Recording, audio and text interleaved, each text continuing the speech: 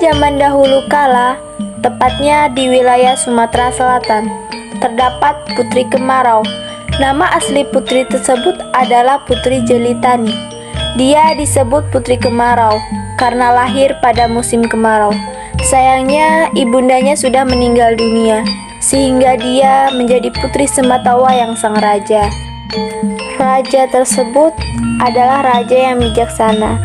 Negeri yang dipimpinnya begitu tentram dan makmur. Namun, pada suatu ketika, negeri tersebut dilanda musim kemarau yang begitu panjang. Bagaimana ini? Apakah kau sudah mengamati kondisi negara beberapa bulan ini? Ya, negara ini tampak begitu menyedihkan. Tidakkah kau berpikir sebaiknya kita menghadap raja saja agar beliau menangani masalah ini? Ya, mari kita ke sana. Dalam perjalanan, mereka bertemu dengan rakyat yang lainnya. Rakyat tersebut ikut bergabung menuju istana untuk bertemu dengan raja. Kalian hendak kemana? Kami ingin menghadap raja agar mengatasi masalah kekeringan ini. Apakah kau ingin ikut? Ya, aku ikut. Sawahku juga kekeringan akibat kemarau ini. Mereka berjalan ke istana. Setibanya di istana, mereka bertemu dengan pengawal, dan pengawal tersebut mengantar mereka ke hadapan raja. Ada perihal apa kalian datang kemari?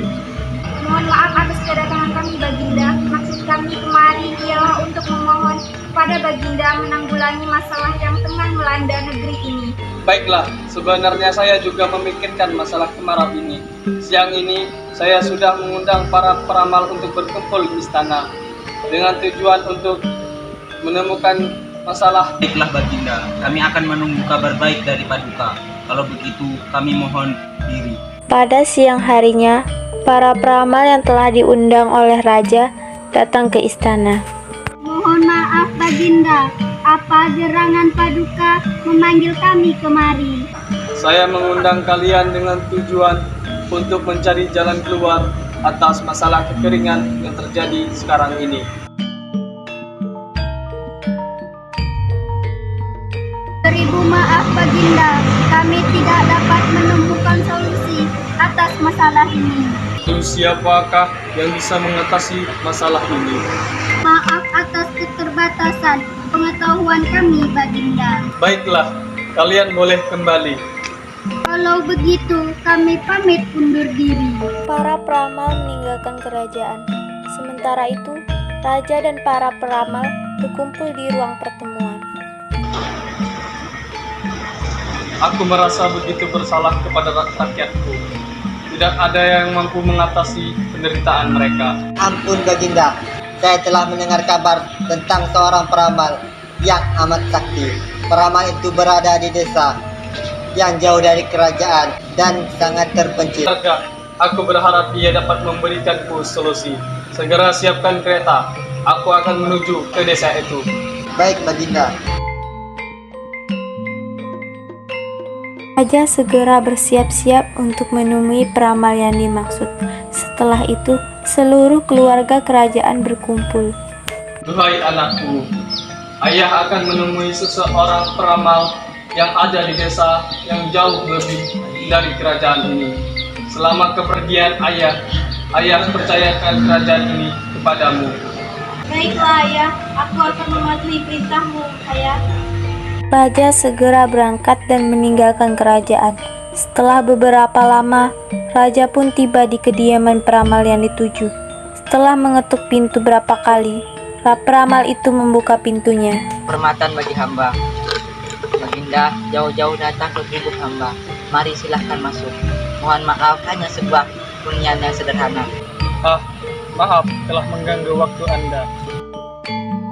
Wahai Tuan Peramal, negeriku tengah dilanda musim kemarau. Rakyatku kesulitan dalam menghadapinya, dan aku tidak mempunyai jalan keluar. Apakah kau ada cara untuk mengatasinya?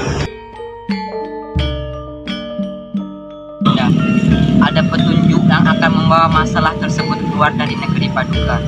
Petunjuk tersebut akan segera muncul melalui mimpi sang putri. Baiklah Tuan Peramal, aku akan menanyakan kepada putriku. Terima kasih telah membantu. Terima kasih kembali, Baginda.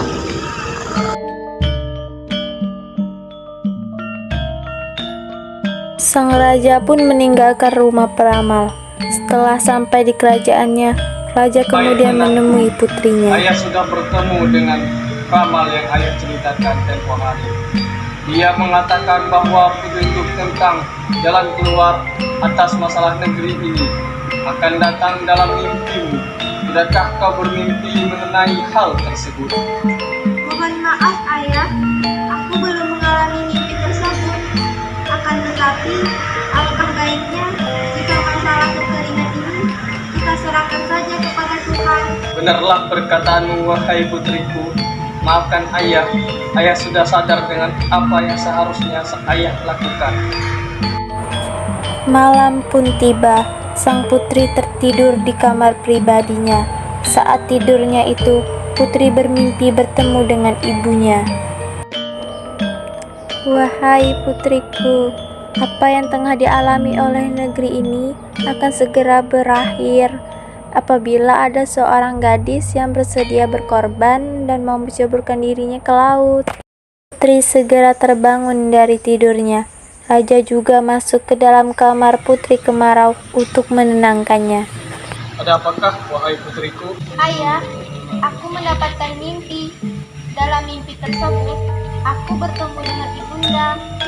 Ibunda mengatakan bahwa kesulitan yang tengah dialami oleh negeri ini akan segera berakhir apabila ada seorang gadis yang bersedia berkorban dan mau menceburkan dirinya ke laut. Bila memang begitu, mari kita berikan pengumuman kepada rakyat tentang hal ini. Ayah juga akan mengadakan sayembara untuk menemukan gadis yang rela berkorban untuk kerajaan ini. Pada keesokan harinya, raja menepati ucapannya. Raja mengumpulkan rakyatnya dan bertanya siapa yang mau berkorban sesuai dengan mimpi yang dialami oleh putrinya. Adakah dari kalian yang bersedia mengajukan diri untuk melaksanakan amanah ini? Suasana pun hening. Maaf ayah, saya rela mengorbankan diri demi kemakmuran seluruh rakyat yang ada di negeri ini. Jangan anakku, engkau adalah satu-satunya keluarga yang aku miliki. Engkau pula yang akan meneruskan memimpin kerajaan ini. Tidak ayah, sebaiknya saya menjadi korban demi rakyat. Mungkin saja ini adalah takdirku. Baiklah putriku, kalau begitu tekadmu, maka nanti malam kita akan menuju ke tepi laut.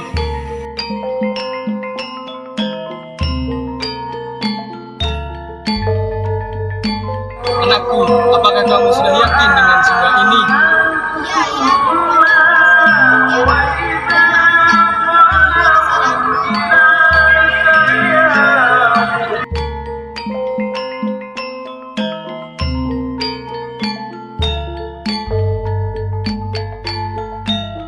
Sang putri pun menceburkan dirinya ke sungai. Setelah sang putri tidak terlihat lagi, raja dan rakyat pun kembali ke istana. Setibanya di istana, raja pun duduk di singgasananya. Tiba-tiba, raja mendengar bisikan gaib yang menyuruh raja untuk kembali ke sungai dan menemui putrinya. Raja dan rakyat menuju ke tepi laut dan menemukan putri di sana. Pengawal, bawa putri kembali ke kerajaan. Baik, Baginda. Raja sangat bersuka cita dan rombongan itu pun kembali ke istana. Masalah sudah terselesaikan dan beberapa tahun kemudian Putri Kemarau menjadi ratu menggantikan ayahnya. Ia memerintah dengan bijaksana sehingga rakyatnya bisa hidup dengan tentram dan makmur.